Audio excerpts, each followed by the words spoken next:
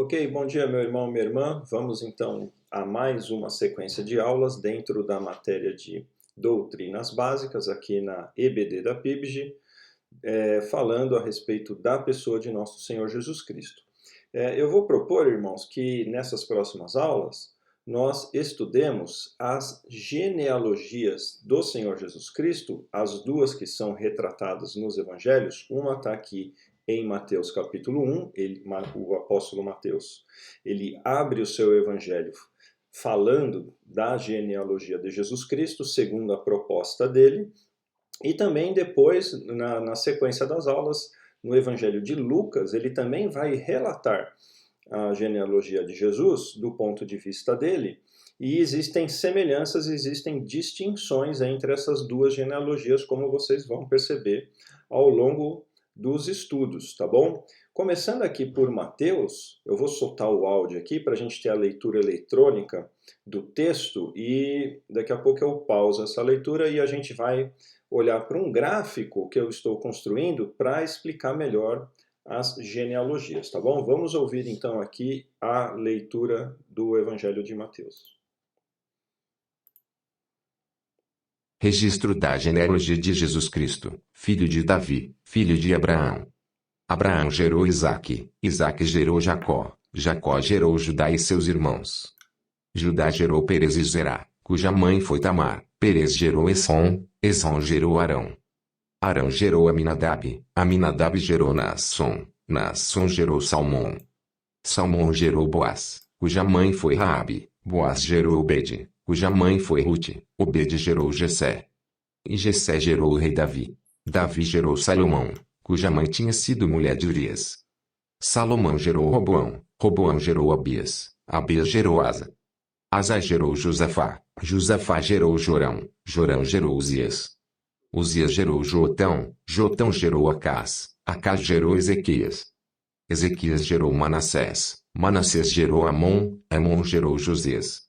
E Josias gerou Jeconias e seus irmãos, no tempo do exílio na Babilônia.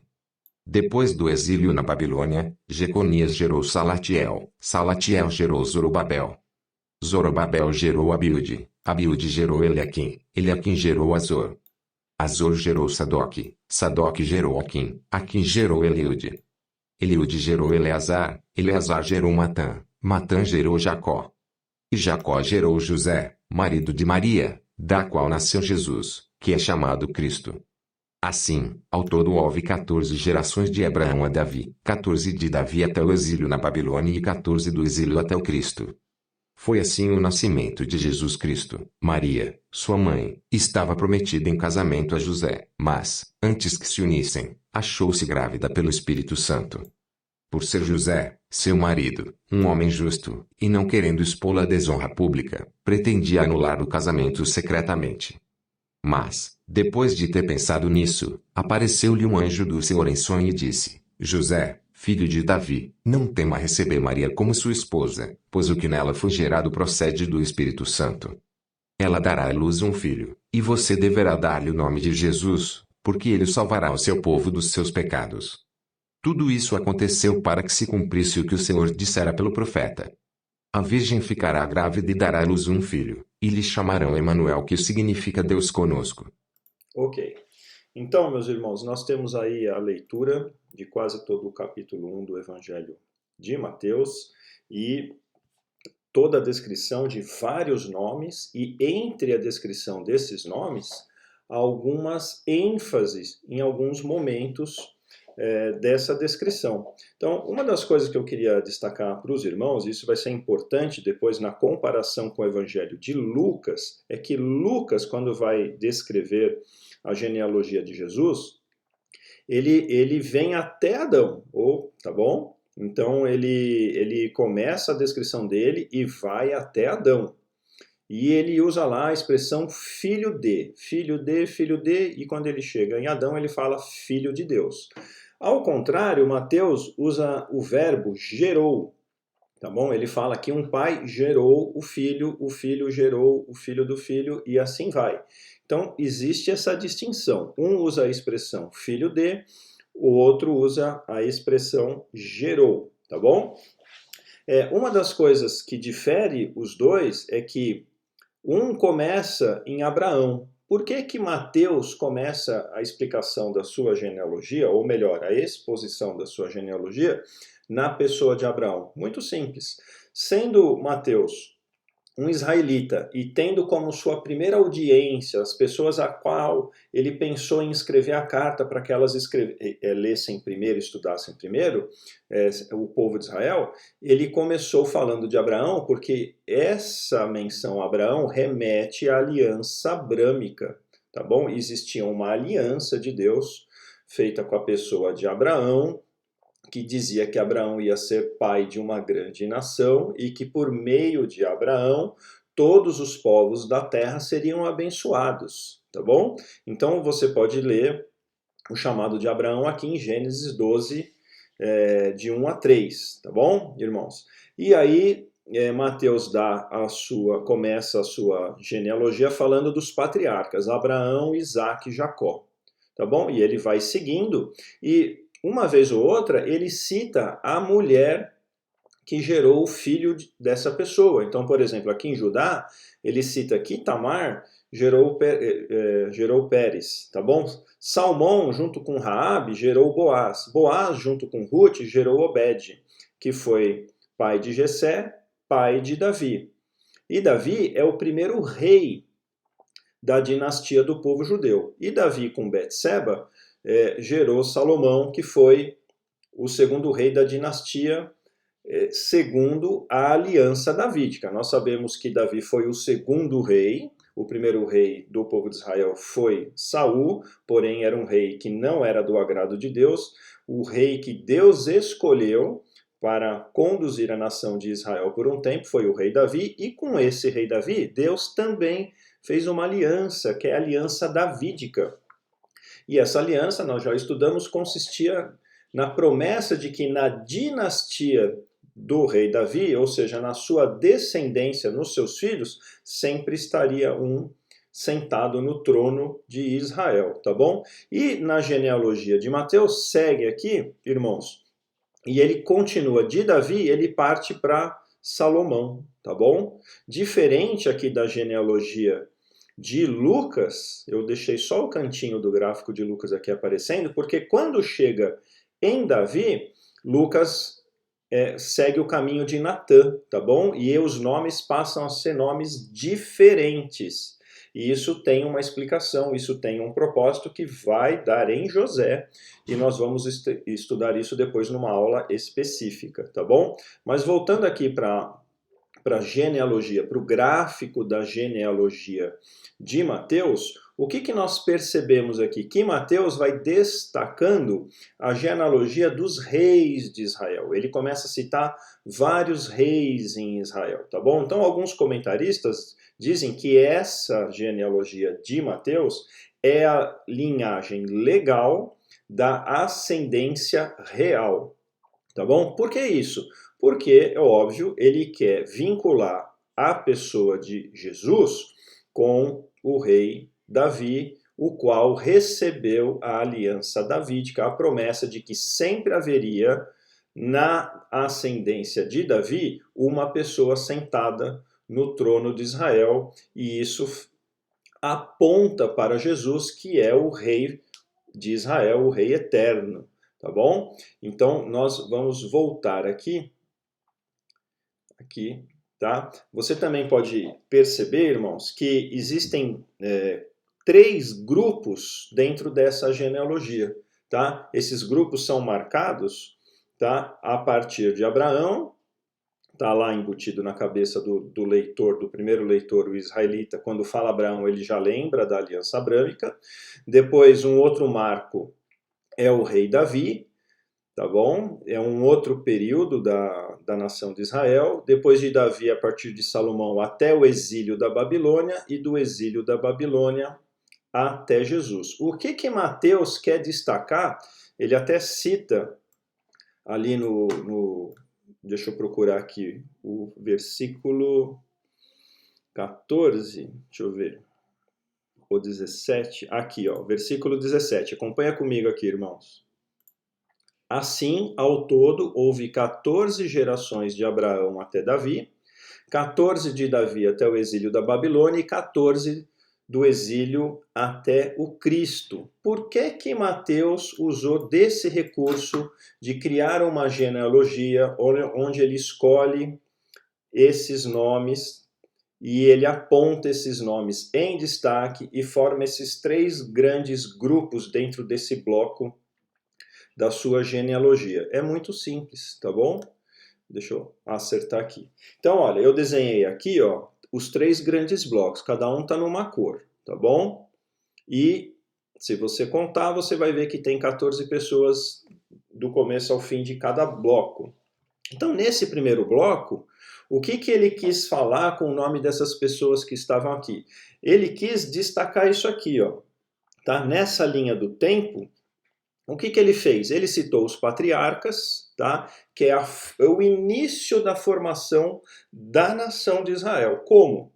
Deus chamou um homem, Abraão, fez uma promessa, uma aliança para esse homem, e falou para esse homem: de ti farei uma grande nação, e por meio de ti e dessa grande nação, todos os povos da terra serão abençoados. Então ele evoca, quando ele cita Abraão, ele evoca essa origem, tá bom? E essa promessa da nação de Israel, ou por meio da nação de Israel, essa promessa que Deus fez a Abraão. Então ele cita aqui os patriarcas, Abraão, Isaque e Jacó, tá bom? Se você for estudar a história dos patriarcas e a história da formação do povo de Israel, você vai ver que Jacó teve 12 filhos, um deles foi vendido como escravo para o Egito, que foi José.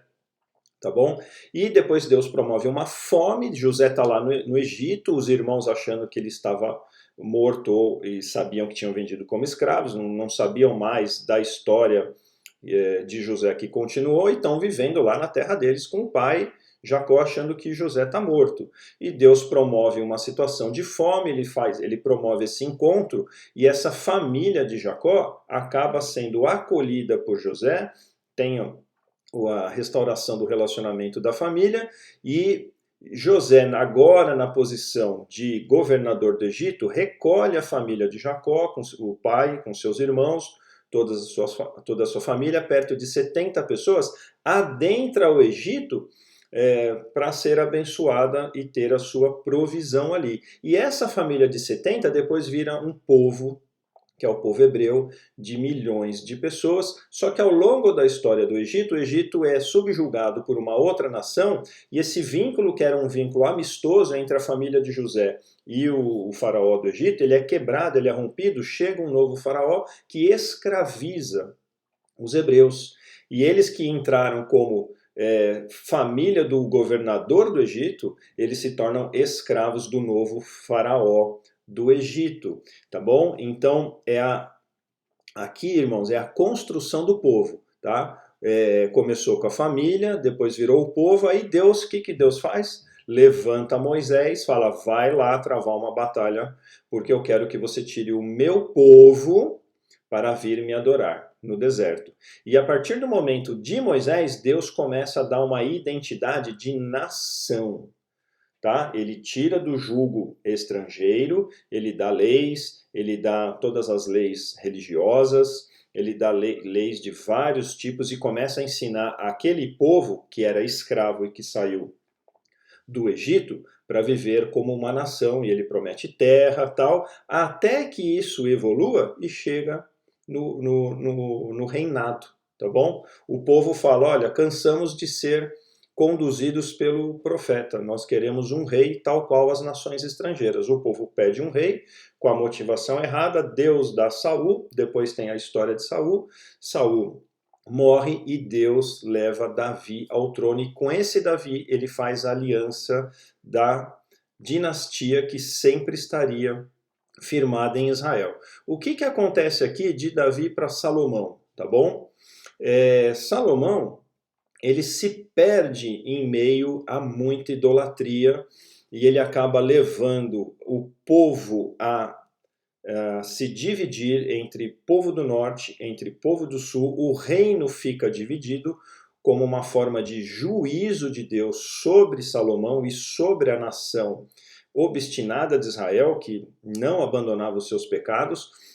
Então começa a ter várias lutas, guerras entre o povo do norte e o povo do sul, entre o povo de Israel ao norte e entre o povo de Judá ou de Jerusalém ao sul. E você vê na história de Israel uma calamidade, tá bom? Esse bloco aqui da genealogia, ele marca esse período. Se o primeiro bloco marcou o início e a organização daquele povo como nação, aqui no segundo bloco da genealogia marca a ascensão do reinado, o auge do reinado na pessoa de Salomão, foi o momento que teve paz, foi o momento que teve mais riqueza, que teve mais prosperidade, porém, em meio à paz, em meio à prosperidade, o povo se lançou na depravação, na idolatria, e se perderam, tá? Muito em função também da liderança que eles tiveram. Salomão foi um homem que teve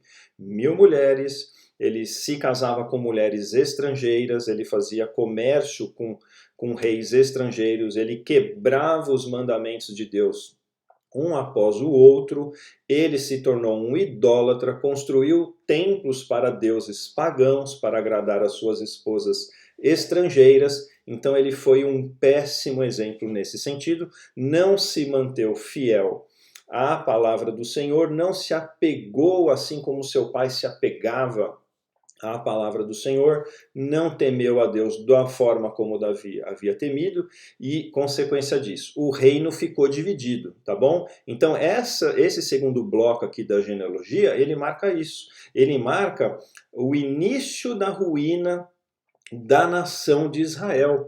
É o povo dividido, os reis uns brigando com os outros, brigas entre herdeiros nas famílias, assassinatos, uma troca frequente da liderança, reis que ficavam poucos dias, poucas semanas, poucos meses, poucos anos, uma instabilidade enorme e o reino ruindo, até que chega, tá, o exílio na Babilônia, tá bom, irmãos? Então, no exílio da Babilônia, Deus pesa mais a mão e fala: agora vocês vão perder, tá, quase toda a identidade nacional de vocês, vocês vão viver subjugados por outras nações.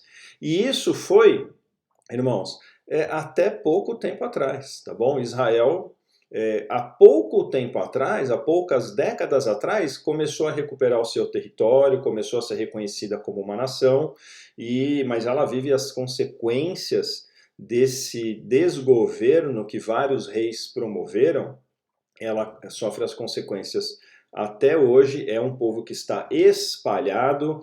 Eles não, a capital, que é Jerusalém, eles disputam a posse da capital com povos estrangeiros, com os palestinos.